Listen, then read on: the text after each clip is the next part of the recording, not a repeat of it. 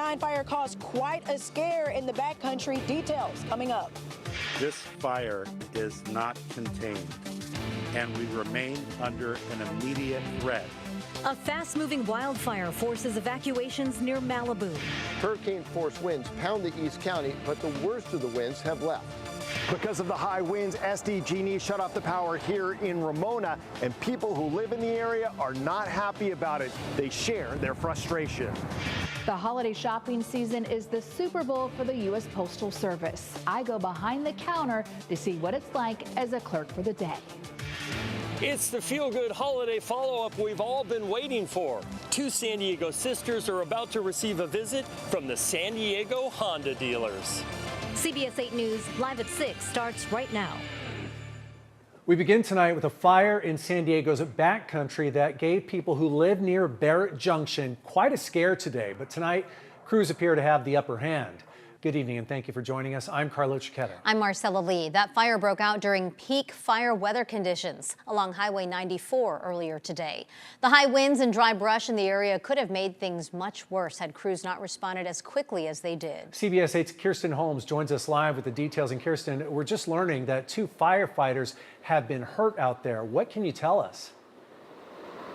Yeah, I just got off the phone with Mike Cornett with CAL FIRE, and he's telling me that there are 2 firefighters who are hurt right now on this mountain pass where the Border 79 fire started. One of those firefighters has major injuries and has to be airlifted to the hospital. The chopper's on the way to get them right now, and then the other firefighter will be transported by ground to the nearest hospital so that they can get help. Again, 2 firefighters are hurt, one with major injuries. We're hoping that they will be okay, but we are waiting on the helicopter to get here and take those firefighters to safety. Remember, it was a really scary start to the day for people here in Barrett Junction, as far away as Del Sur and Tecate, as the Border 79 fire started with wind gusts anywhere between 40 and 60 miles per hour. We're used to these high winds, we're used to fire danger. Most of us in the area here are fairly well prepared, generators and things like that, and we expect to have power outages. I was just planning on going in to get some propane for my generator. I didn't think that I was going to have to worry about the whole place, losing everything, and so it's scary. Robert Crane lives near where the Border 79 fire broke out near Barrett Junction. He says what they weren't ready for was losing his internet. Most importantly today, that's how I get emergency notices and things like that. The time that we rely the most on communication is during emergencies. Robert says he didn't know he was in danger until he got into an area where he finally was able to get cell service. All of a sudden my phone connects, and the next thing you know, I'm getting all these warnings. And apparently we have a fire up on the mountain here, and I'm in an evacuation area. We feel safe now, but that wasn't the case a couple hours ago. We're pretty nervous. CAL FIRE says the Border 79 fire started at 10:52 Tuesday morning, and they were able to get a handle on it quickly.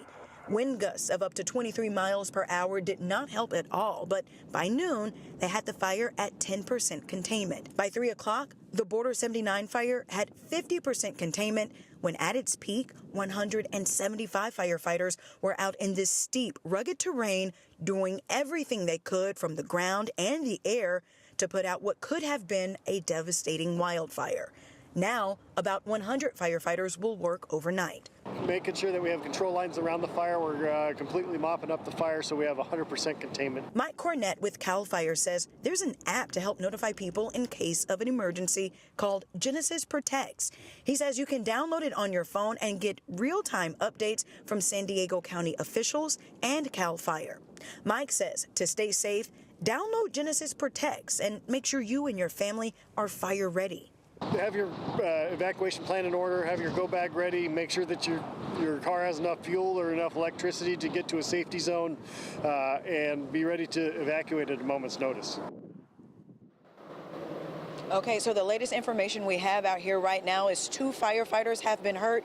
One has sustained major injuries and will need to be airlifted to the hospital. The other will be taken by the ground or by traveling by car to the nearest hospital. Again, 2 firefighters have been hurt. They're keeping a few firefighters out here to make sure that the fire is out and stop the forward spread and keep it contained. But again, 2 firefighters hurt out here at the Border 79 fire. We'll stay on top of this story for you as it develops. For now, reporting for CBS 8, I'm Kirsten Holmes. Back to you. Thanks, Kirsten. And we'll keep an eye on that situation, update you on the firefighters' condition. We're wishing them well right now as well. Meteorologist Sean Stiles has more on what we can expect for tonight. Sean?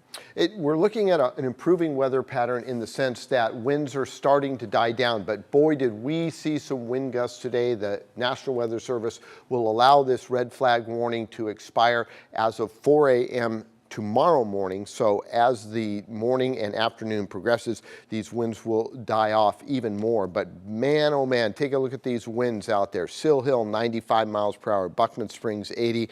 Alpine and West San Isabel, 72, 74 in Banning and Otay Mountain at 71. Highs around the county, we told you it would be a little bit cooler than what a normal Santa Ana.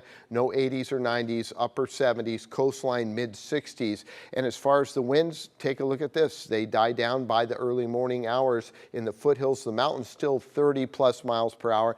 Julian, by the afternoon, evening, you'll see those winds back off. Looking at your 3-day forecast here, yeah, that's a chance of some showers in San Diego on Thursday as we do a 180. We'll keep the weather impact in place for the inland microclimates for the morning, but by the afternoon, we're all done.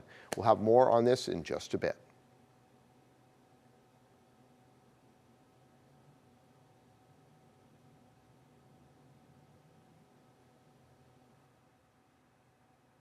Remember, for the latest weather conditions and alerts on the go, you can download our free CBS 8 app from Google Play or the Apple App Store. Right now, more than 1,000 firefighters are working to contain a wildfire that forced the evacuation of thousands up in Malibu. Danya Backus shows us the nearly 3,000-acre fire has already destroyed homes and threatened the campus of Pepperdine University. Look how crazy this is. The wildfire raging in the mountains of Malibu, California spread rapidly overnight, destroying several homes and more than 1,000 acres in less than 24 hours. I know the house is gone.